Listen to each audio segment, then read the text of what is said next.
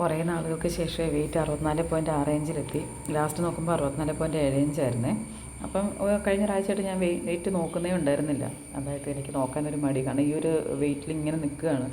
അങ്ങനെയാണ് നമ്മൾ നടക്കാൻ പോയി തുടങ്ങിയത്. അപ്പോൾ നടക്കാൻ പോയിട്ട് വന്നിട്ട് ഞാൻ ആ ABC ജ്യൂസ് കുടിച്ചു. അപ്പം നമ്മളതിലേക്ക് നാരങ്ങാനീര് ഒഴിക്കുന്നുണ്ട്, പിന്നെ കുറച്ച് തണുത്ത വെള്ളം കൂടെ ഒഴിച്ചിട്ട് ജ്യൂസ് ഉണ്ടാക്കുന്നതുകൊണ്ട് നമ്മൾ നടക്കാൻ പോയിട്ട് വന്ന് ചൂടെടുത്ത് വരുന്ന സമയത്ത് ഇത് പെട്ടെന്ന് കുടിക്കാൻ പറ്റുന്നുണ്ട്. അത്യാവശ്യം വലിയ പ്രശ്നമില്ലാതെ ഒറ്റയടിക്ക് കുടിക്കുമ്പോൾ ആ ചുവ അറിയുന്നില്ല.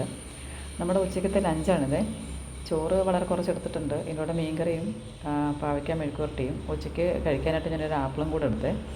ശരിക്കും ഈ ആപ്പിളൊന്നും കഴിക്കേണ്ട ആവശ്യം വരില്ല, അത്യാവശ്യം നമുക്ക് വയറ് നിറയും. അപ്പോൾ ആപ്പിൾ ഞാനൊരു സമയത്താണ് ഇപ്പോൾ കഴിക്കുന്നത്.